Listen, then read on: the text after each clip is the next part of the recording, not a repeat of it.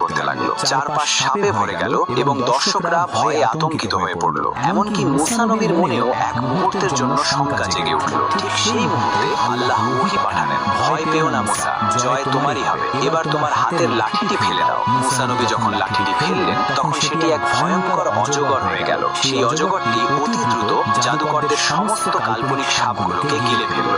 জাদুর সমস্ত ধাপ্পাবাজি নিমেষেই শেষ হয়ে গেল, সেখানে আর কিছুই অবশিষ্ট রইল না। জাদুকররা যারা ছিল তারা মুহূর্তেই বুঝে গেল যে এটি কোনো জাদু নয়, বরং স্বয়ং মহান আল্লাহর কুদরত। তারা সঙ্গে সঙ্গে সিজদায় লুটিয়ে পড়ল এবং উচ্চস্বরে ঘোষণা করল, আমরা ঈমান আনলাম বিশ্ব জগতের রবের ওপর, যিনি মূসা এবং হারুনের পালনকর্তা। ফেরাউন রাগে ফেটে পড়ে হুমকি দিয়ে বলল, আমি তোমাদের হাত পা কেটে ফেলবো এবং শুলে চড়িয়ে মারবো। ঈমানদার জাদুকররা নির্ভীকভাবে জবাব দিল, এতে আমাদের বিন্দুমাত্র পরোয়া নেই, আমরা আমাদের রবের কাছেই ফিরে যাচ্ছি এবং বিশ্বাস করি যে তিনি আমাদের ক্ষমা করে দেবেন।